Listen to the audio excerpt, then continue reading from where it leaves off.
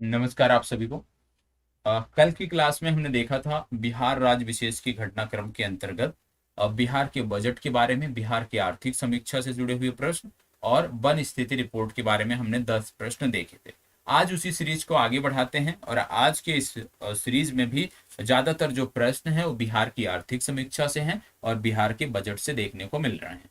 तो दोनों टॉपिक को खूब अच्छे से देखना है, खूब मन से देखना है। तो सभी उपस्थित हो जाएं जिससे इस चर्चा को हम आगे बढ़ा सकें और आपकी परीक्षा में जो नए बदलाव हैं उसको सकारात्मक रूप से लेते हुए हमें आगे बढ़ना है। मेरी समझ से बहुत ही आप कह सकते हो कि बेहतर कदम है आयोग का। निश्चित रूप से इसकी सराहना जितनी की जाए उतनी कम है। तो आप सबके हिसाब से क्या है जरूर बताइएगा।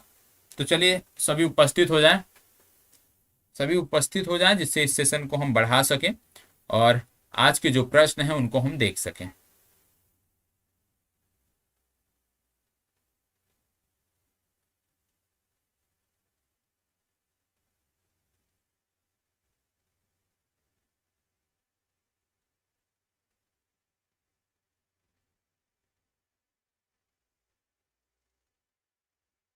चले सभी उपस्थित हो जाएं।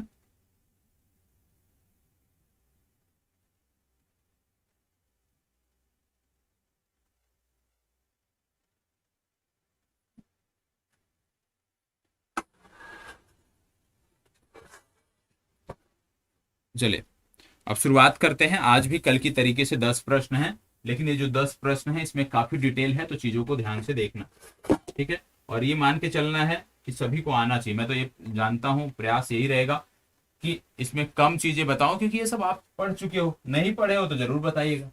बिहार बजट 2022-23 की बात हो रही है। बोला जा रहा है कमला नदी बराज के लिए कितने रुपए को मंजूरी दी गई। बिहार बजट 2022-23 में कमला नदी बराज के लिए कितने रुपए की मंजूरी दी गई है, चलिए बताइएगा। कमला नदी बैराज के लिए कितने रुपए की मंजूरी दी गई। आपको बता दें कि बाढ़ रोकने के लिए, क्योंकि बाढ़ से बहुत बिहार प्रभावित होता है, तो बाढ़ रोकने के लिए यदि हम बात करें तो बिहार राज्य सरकार ने 600 करोड़ रुपए का प्रावधान किया था। और ये 600 करोड़ रुपए बाढ़ रोकने के लिए खर्च किए जाएंगे। तटबंधों को निर्माण किया जाएगा, जो तटबंध क्षतिग्रस्त अवस्था में है उनको सही किया जाएगा। तो इस प्रकार से लगभग 600 करोड़ रुपए का बजट आप कह सकते हो आवंटन राज्य सरकार ने किया था। इसको आपको पता होना चाहिए। अभी यहाँ पे बोला जा रहा है कि कमला नदी बराज के लिए कितने रुपए की मंजूरी दी गई, तो ये आपको बताना है। चलिए बताइएगा, कमला नदी बराज के लिए कितने रुपए की मंजूरी दी गई। इसके साथ साथ आपको बता दें कि एक फैक्ट और याद रखिएगा। फल्गु नदी है, आप जानते हैं, उसके समीप विष्णुपद मंदिर स्थित है। तो फल्गु नदी के तट पर जो विष्णुपद मंदिर स्थित है, उस विष्णुपद मंदिर के पास वर्ष भर जल की आपूर्ति होती रहे, उस मंदिर के पास नदी में जो है वो वर्ष भर पानी उपलब्ध रहे। तो वर्ष भर पानी उपलब्ध कराने के लिए भी, विशेष रूप से विष्णुपद मंदिर के पास वर्ष भर जल की उपलब्धता सुनिश्चित कराने के लिए भी बिहार राज्य सरकार ने अलग से एक अमाउंट आवंटित किया है। और ये जो आवंटन है ये 266 करोड़ रुपए का है, याद रखिएगा। सिर्फ विष्णुपद मंदिर के पास वर्ष भर जल की उपलब्धता बनाए रखने के लिए राज्य सरकार ने 266 करोड़ रुपए आवंटित किए हैं। तो यह भी आपको पता होना चाहिए। और आपको यह भी पता होना चाहिए कि गंगा योजना एक चलाई जा रही है, बजट में भी इसकी बात हुई है। गंगा योजना के माध्यम से कुछ शहर हैं जिनको पेयजल की उपलब्धता सुनिश्चित कराई जाएगी। तो आपसे पूछा जा सकता है कि गंगा योजना के तहत किन शहरों को पेयजल उपलब्ध कराया जाएगा। तो राजगीर हो गया, गया हो गया, बोध गया हो गया और नवादा हो गया। राजगीर, गया, बोध गया और नवादा, ये 4 क्षेत्र हैं, 4 शहर हैं जिनको जल की आपूर्ति की जाएगी। आइए इस प्रश्न पे आते हैं कि कमला नदी बराज के लिए कितने रुपए की मंजूरी दी गई। तो याद रखिएगा 405 करोड़ रुपए, 405 करोड़ रुपए की मंजूरी दी गई है। ये फैक्ट रट जाइएगा, नोट कर लीजिएगा। आगे बढ़ते हैं। बिहार आर्थिक सर्वेक्षण 2021-22 के अनुसार प्रति व्यक्ति आय के मामले में कौन सा जिला दूसरे स्थान पे है, बताएं। फास्ट जवाब दीजिएगा, बहुत ही आसान सा प्रश्न है, रट चुके होंगे आप, बैठे होंगे रट के इसको। बताएं, प्रति व्यक्ति आय के मामले में कौन सा जिला दूसरे स्थान पे है।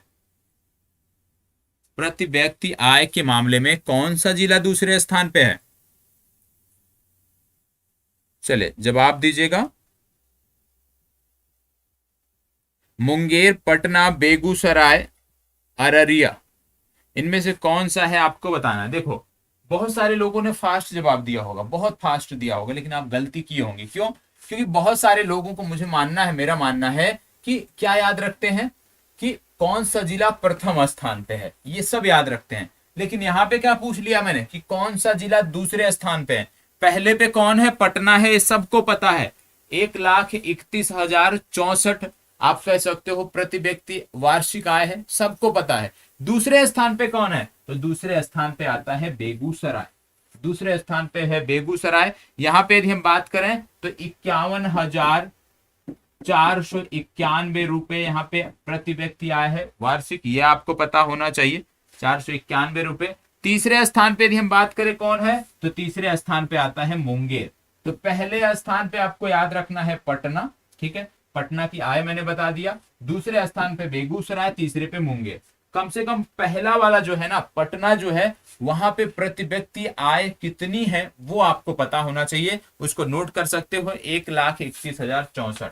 कितना? 1,31,064। इसको याद कर लीजिएगा क्योंकि ये पूछा जा सकता है। पहले स्थान वाला ये डिजिट याद रखना है, ये पूछा जा सकता है। यदि आपसे पूछ लिया जाए कि बिहार के वो जिले कौन से हैं जहां पे प्रति एक व्यक्ति आय सबसे कम है, वो जिले कौन से हैं, 3 जिले कौन से हैं, तो वो भी आपको पता होना चाहिए। तो आपको पता होगा सबसे न्यूनतम है शिवहर में, दूसरा है अररिया, तीसरा है सीतामढ़ी। शिवहर, अररिया और तीसरा आपका आता है सीतामढ़ी। ठीक है, शिवहर, अररिया और सीतामढ़ी, ये आपको पता होना चाहिए। इसमें भी यदि हम बात करें कि सबसे कम किसका है, तो आपको पता है शिवहर, उसके बाद अररिया, उसके बाद सीतामढ़ी। शिवहर का कितना है, तो शिवहर का सबसे कम है, याद रखिएगा, 19,592। 19,592, इसको आपको याद रखना। ठीक है, इतनी जानकारी आपको इस प्रश्न से होती है, इसको आपको याद रखना है। ठीक है, पहले पे कौन है सबसे ज्यादा, सबसे कम कौन है, ये जरूर याद रखना है। आगे बढ़ते हैं, अगला है वित्तीय वर्ष 2020-21 में, अब बात हो रही है आर्थिक समीक्षा की बात हो रही है। वित्तीय वर्ष 2020-21 में बिहार में अर्थव्यवस्था की विकास दर कितनी रही? बहुत चर्चा में था ये प्रश्न, बहुत ही महत्वपूर्ण है। आपको बता दें, भारत के कई सारे राज्य ऐसे थे जिनकी अर्थव्यवस्था की विकास दर निगेटिव थी। उनमें आंध्र प्रदेश, कर्नाटक, दिल्ली, उत्तर प्रदेश और झारखंड शामिल थे। रट लीजिएगा ये राज्य कौन कौन से, आंध्र प्रदेश, कर्नाटक, उत्तर प्रदेश, दिल्ली और झारखंड, ये रट जाइएगा क्योंकि इनके अलावा कोई भी ऐसा राज्य नहीं था जिसकी विकास दर निगेटिव थी। बिहार की जब हम बात करते हैं तो बिहार की जो आप कह सकते हो विकास दर थी वो थी 2.5%, और ये पॉजिटिव विकास दर थी। यहां तक कि जब राष्ट्रीय स्तर पे बात करते हैं तो राष्ट्रीय स्तर पे जो विकास दर थी वो निगेटिव 7.5% थी, लेकिन बिहार की जो विकास दर थी वो पॉजिटिव थी। ये आपको याद रखना है। कितनी थी? 2.5। किन राज्यों की निगेटिव थी मैंने बताया, आंध्र प्रदेश, कर्नाटक, दिल्ली, उत्तर प्रदेश और झारखंड, इनकी निगेटिव थी। इनका नाम भी आपको याद रखना है। ठीक है, चलिए बढ़िए आगे। प्रश्न संख्या 4, इसका जवाब आप दोगे तभी हम आगे बढ़ेंगे। क्या बोला जा रहा है? बिहार आर्थिक सर्वेक्षण 2021-22 के अनुसार दूर संचार घनत्व के मामले में बिहार का आंकड़ा क्या है? दूर संचार घनत्व के मामले में बिहार का आंकड़ा क्या है आपको बताना है। और ऐसे में यह प्रश्न और भी महत्वपूर्ण हो जाता है जब विभिन्न राज्य सरकारें, यहां तक कि बिहार में भी हो रहा था कि भैया पढ़ाई ऑनलाइन कराएंगे, हम कोई पढ़ाई डिस्टरबेंस नहीं हो रहा है, पढ़ाई हम ऑनलाइन कराएंगे। लेकिन ये जो आंकड़ा है ना, ये बताता है कि जो सरकार की मंशा थी उसका और इस आंकड़े का आप कह सकते हो समन्वय कितना है। क्योंकि इस आंकड़े के आधार पर यदि हम बात करें तो बिहार में ऑनलाइन पढ़ाई हो ही नहीं सकती थी। क्यों नहीं हो सकती थी, अभी यहां पे पता चल जाएगा, बताएं। क्योंकि बिहार में एक बहुत बड़ा समूह है जो आज भी दूर संचार से आप कह सकते हो अलग है। दूर संचार घनत्व के मामले में बिहार का आंकड़ा क्या है? 4 विकल्प है, इनमें से आपको बताना है। फास्ट जवाब दीजिएगा। राष्ट्रीय आंकड़ा यदि मैं बताऊं तो राष्ट्रीय आंकड़ा है 86.89%। राष्ट्रीय आंकड़ा है 86.89%। यदि हम दिल्ली के आंकड़े की बात करें तो दिल्ली का आंकड़ा है 270%। दिल्ली का आंकड़ा है 270%, वहीं राष्ट्रीय आंकड़ा है 86.89%। इसको भी याद रखिएगा। और यदि आप बात करते हो अपने राज्य की तो इसका आंकड़ा है 53.69%। मतलब प्रत्येक 100 में से सिर्फ 53.69 लोगों के पास ही दूर संचार कनेक्टिविटी है। इन्हीं के पास ही आप कह सकते हो दूर संचार की सुविधा उपलब्ध है। तो ऐसे में जब 53% के पास ही ये सुविधा उपलब्ध है तो हम कैसे कह सकते हैं कि हमने 100% को कोविड में खूब शिक्षा दी। कोई भी शिक्षा में आप कह सकते हो किसी भी प्रकार का उनका हानि नहीं हुआ है, स्कूलों को बंद रखने से कोई नुकसान नहीं हुआ है, आप नहीं कह सकते हो। क्योंकि ये जो आंकड़ा है ये केंद्र सरकार का आंकड़ा है, सॉरी राज्य सरकार का आंकड़ा है, आपके बजट का आंकड़ा है, आपकी आर्थिक समीक्षा का आंकड़ा है। तो आप इसको इग्नोर नहीं कर सकते क्योंकि ये आंकड़ा आपने ही दिया है। और इस आधार पे यदि आप बोलो कि हमने कोविड में बहुत अच्छे से ऑनलाइन पढ़ाई करवाई है बच्चों की सरकारी स्कूलों में भी, तो कहीं ना कहीं जो है इससे वो विमुख होता है। ठीक है, तो ये आपको याद रखना है 53.69%। आगे बढ़ते हैं, पांचवा प्रश्न। बिहार आर्थिक सर्वेक्षण 2021-22 के अनुसार बिहार में दुग्ध उत्पादन कितना टन है? बताइए भैया, कितना दुग्ध का उत्पादन होता है बिहार में? आपको बता दें कि 2008 में यदि मैं बात करूं तो 57.67, याद रखिएगा 2008 की मैं बात कर रहा हूं, 2008 की मैं बात करूं तो 57.67 आप कह सकते हो ये आंकड़ा था, उस समय का आंकड़ा था। लेकिन आज कितना उत्पादन होता है ये आपको बताना है। चलिए, कितना लाख टन होता है ये आपको बताना है। 57.67 लाख टन तब होता था, ठीक है, कब? 2008 में। तो आज की तिथि में कितना टन उत्पादन होता है? फास्ट जवाब। ये देखो सब आर्थिक समीक्षा के प्रश्न हैं, सब यदि आपने बजट पढ़ा होगा तो वहां से आपको पता चला होगा और निश्चित तौर पे आपने किया भी होगा। तो प्लीज जवाब दीजिए। चलिए, फैक्ट का जवाब दीजिए। देखो इसका सही उत्तर है 115.02 लाख टन। ठीक है, 115.02 लाख टन ये आंकड़ा है, ये आपको पता होना चाहिए। ठीक है, चलिए बढ़ते हैं आगे। इसको बताइएगा, बिहार आर्थिक सर्वेक्षण 2021-22 के अनुसार मछली उत्पादन में बिहार का स्थान क्या है? मछली उत्पादन में आर्थिक समीक्षा के अनुसार मछली उत्पादन में बिहार का स्थान क्या है आपको बताना है। चलिए बताइएगा।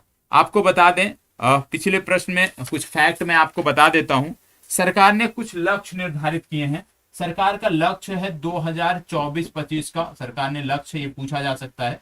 बिहार राज्य सरकार का लक्ष्य है कि वर्ष 2024-25 तक 7,000 गांवों को, कितने? 7,000 गांवों को हम क्या करेंगे? वर्ष 2024-25 तक 7,000 गांवों को दुग्ध सहकारी समितियों से जोड़ेंगे। किससे जोड़ेंगे? दुग्ध सहकारी सरकारी समितियों से हम इनको जोड़ेंगे। याद रखिएगा 2024-25 तक 7,000 गांवों को ये लक्ष्य है। इसमें बोला गया है कि जो दुग्ध समितियां गठित की जाएंगी उनमें 40% ऐसी होंगी जो महिलाओं के द्वारा गठित की गई होंगी। ये भी आपको पता होना चाहिए। ठीक है, तो लक्ष्य है 2024-25 तक 7,000 गांवों को दुग्ध सरकारी समितियों से आच्छादित करना और इसमें 40% महिला दुग्ध समितियों का गठन किया जाएगा। अब इस प्रश्न का जवाब, मछली उत्पादन में बिहार का स्थान क्या है आप बताएं। मछली उत्पादन आपको बता दें कि यदि पूछ लिया जाए कि कितना उत्पादन किया गया तो 6.83 लाख टन, 6.83 लाख टन ये उत्पादन है बिहार में मछली का। और 6.83 लाख टन ये उत्पादन का आंकड़ा किसने दिया है? बिहार की आर्थिक समीक्षा ने। और वहां पे बताया गया है कि इसी उत्पादन के साथ बिहार भारत में मछली उत्पादन के शीर्ष राज्यों में शामिल हो गया है और बिहार का स्थान है कौन सा? चौथा स्थान है। ये इसी आर्थिक समीक्षा में बताया गया था, ये आपको याद रखना है। अंडे को लेके यदि आपसे प्रश्न पूछ लिया जाए कि अंडे का वार्षिक उत्पादन कितना होता है तो 10,667, याद रखिएगा 10,667 लाख प्रति वर्ष अंडे का उत्पादन बिहार से होता है। यदि पूछ लिया जाए कि इसके साथ साथ अंडे के उत्पादन, तो ये टोटल हो गया। यदि आपसे पूछ लिया जाए कि ये कब था तो आपको बता दें कि अंडे का जो वार्षिक उत्पादन है यदि हम बात करें तो पहले 10,667 हुआ करता था। कब? यदि हम बात करें तो ये हुआ करता था 2012-13 का आंकड़ा है, इसको नहीं याद रखना है। अभी जो याद रखना है वो लेटेस्ट याद रखना है। यदि कभी तुलना करनी हो तो इसको आप याद रख सकते हो। आज जो है वो है 30,132.15, 30,132.15 लाख टन उत्पादन आज के समय में होता है। पहले होता था 10,667। तो बहुत प्रगति हमने इस संदर्भ में भी की है, ये आपको याद रखना है। आज 30,133.15 लाख टन उत्पादन हो रहा है, ठीक है, अंडे का। हालांकि ये पूछा नहीं जाएगा, लेकिन आपको याद रखना है, ठीक है। चलिए आगे बढ़ते हैं।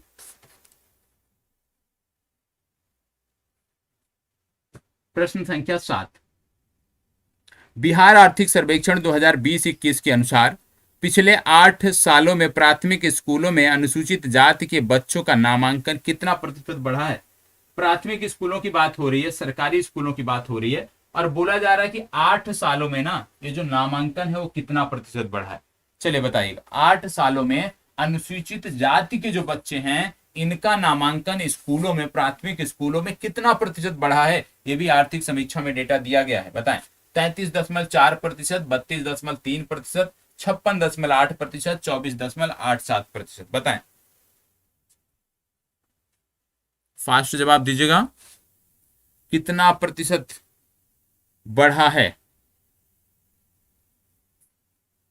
चलिए बताइएगा। देखो इसका सही उत्तर है 33.4%। ए विकल्प इस प्रश्न के लिए सही उत्तर, ठीक है। आगे बढ़ते हैं। अब बात आती है अनुसूचित जनजाति की। अभी तक हमने अनुसूचित जाति का देखा 33.8%, 4% हमने देखा अनुसूचित जाति का। यहाँ पे बोला जा रहा है कि अनुसूचित जनजाति का जो नामांकन है वो कितना बढ़ा है पिछले 8 सालों में, मतलब 2012-13 से आज के समय में 2019-20। ये बोला जा रहा है 2012-13 से 2019-20 की बात हो रही, ठीक है। इस बीच कितना बढ़ा है ये आपको बताना है। चलिए अनुसूचित जनजाति का कितना बढ़ा है, तो अनुसूचित जाति का भी आपने देखा 33.4% देखा था, और अनुसूचित जनजाति का यदि हम बात करें तो 50.5% बढ़ा है। ये आपको पता होना चाहिए। और आज के डेट में अनुसूचित जनजाति और अनुसूचित जाति के बच्चों का जो नामांकन प्रतिशत है वो लगभग बराबरी पे आने को है। लगभग आप कह सकते हो बराबर ही है, 1 से 2% का अंतर, ठीक है। अगला प्रश्न, पिछले 5 वर्षों में उच्च शिक्षा के क्षेत्र में विश्वविद्यालयों की संख्या में कितना प्रतिशत इजाफा हुआ है बिहार में। बिहार में जो विश्वविद्यालय हैं उनकी संख्या में कितना प्रतिशत इजाफा हुआ है 5 वर्षों में, आपको बताना है। 2015-16 से लेकर के 2019-20 के बीच में कितना प्रतिशत विश्वविद्यालयों की संख्या में वृद्धि बिहार में हुई है, आपको बताना है। आपको बता दें कि भले ही विश्वविद्यालयों की संख्या में वृद्धि हुई है, लेकिन जो शोध संस्थान थे, शोध संस्थानों की संख्या वही 15 की 15 है, उसमें कोई भी वृद्धि आपको देखने को नहीं मिलती है। और विश्वविद्यालय के साथ अन्य जो भी उच्च कह सकते हो आप परास्नातक, स्नातक के जो कॉलेज थे, स्कूल थे, उनमें वृद्धि हुई है, विश्वविद्यालयों में वृद्धि हुई है। लेकिन शोध के मामले में जब बात करते हैं तो उनकी संख्या पहले 15 थी, आज भी 15 है। और इस प्रश्न का सही जवाब होगा लगभग 60%, लगभग 60%। 2015-16 में बिहार में 22 विश्वविद्यालय हुआ करते थे। आज के समय में यदि हम बात करें तो बिहार में 35 विश्वविद्यालय कार्यरत हैं। इसके अंतर्गत, इन विश्वविद्यालयों के अंतर्गत बहुत सारे महाविद्यालय होते हैं, उनकी भी संख्या बढ़ी है। तो लगभग 60% इसका सही जवाब है। लगभग 60% विश्वविद्यालयों की संख्या में लगभग 60% वृद्धि बिहार में देखने को मिल रही है। लेकिन यदि शोध संस्थानों की संख्या पूछ ली जाए, शोध संस्थानों में क्या वृद्धि है, तो शोध संस्थानों के मामले में पहले भी 15 थे, आज भी 15 है, उनमें कोई भी वृद्धि देखने को नहीं मिली है। तो ये दो चर्चा थी। ज्यादातर जो फैक्ट थे बिहार के आर्थिक समीक्षा से थे, बजट से थे, तो इनको आपको अच्छे से नोट कर लेना है, क्योंकि यहाँ से प्रश्न बनने की संभावना रहती है। बाकी नए बदलावों के साथ अब आपको आगे बढ़ना है, क्योंकि आपने देखा आयोग ने आपके बता दिया कि प्रत्येक प्रश्न के लिए नकारात्मक अंकों का प्रावधान किया जाएगा। मतलब कोई भी जब प्रश्न एक होगा तो 1 अंक दिया जाएगा और निगेटिव के तौर पर 1/4 कटौती कर दी जाएगी। तो अब आपको इस तर्ज पे आगे बढ़ना है, क्योंकि ज्यादातर बच्चों ने जो फॉर्म फिल करना था उसमें इसी विकल्प का चुनाव किया था जब प्रीलिम्स का फॉर्म वो डाल रहे थे। तो इसीलिए आयोग ने बताया कि प्रीलिम्स में जो जानकारी मिली है, जो डेटा आया है, उसमें बच्चों ने इसी को प्रेफर किया है, इसलिए हम इसी के साथ आगे बढ़ेंगे। तो ये हो गई हमारी आज की क्लास। बाकी मिलते हैं कल की क्लास में, तब तक के लिए इसी प्रकार हमारे साथ बने रहें। और आज ये क्लास आप 25 तारीख, 1 मिनट, क्योंकि इस क्लास को मैं पूर्व में रिकॉर्ड कर रहा हूं, आज 20 तारीख है जब मैं इसको रिकॉर्ड कर रहा हूं, और ये क्लास आपको जो मिलेगी 25 को, तो रविवार है, ये क्लास आप 26 तारीख को देख रहे होंगे, सोमवार के दिन आप इस क्लास को देख रहे होंगे। आपको बता दें कि आज के दिन यदि मैं बात करूं तो आज 26 तारीख है, 27 को मैं बिहार के लिए निकलने वाला हूं। और यदि कोई पश्चिमी चंपारण, पूर्वी चंपारण, गोपालगंज इस क्षेत्र का होगा तो निश्चित रूप से मुलाकात कर सकता है। और बिहार आने का प्लान है, वाल्मीकि जाने का प्लान है, चितवन जाने का प्लान है, तो 1 सप्ताह अवकाश है मेरा। लेकिन उसके लिए मैंने आपकी कक्षाएं पूर्व में रिकॉर्ड कर दी हैं, चाहे वो करंट अफेयर्स का सेशन हो, चाहे सुबह 9:30 बजे का सेशन हो, तो आप उसको ईमानदारी के साथ देखिएगा, ठीक है। बाकी कोई भी कमी रह जाती है, आपके भाई के तौर पे हूं, आप हमेशा बता सकते हो। आपके जो सुझाव हैं वो सादर आमंत्रित हैं। कुछ भी आपको बदलाव चाहिए आप बताइए, आपकी अपनी कोई समस्या है आप बताइए। मैं यहाँ पे, आप अध्यापक के तौर पे मुझको ना देखें, आपके समान मैं ही हूँ, ठीक है। जैसे आप हो ऐसे सेम मैं भी हूं। तो इस तरह से आपको बिहेव करना है, इस तरह से चीजों को लेके चलना है। कहीं भी कोई समस्या होती है, किसी भी संदर्भ में कोई समस्या होती है, आप निसंकोच हमसे बात कर सकते हो, बता सकते हो। चलिए, धन्यवाद, बहुत बहुत आभार।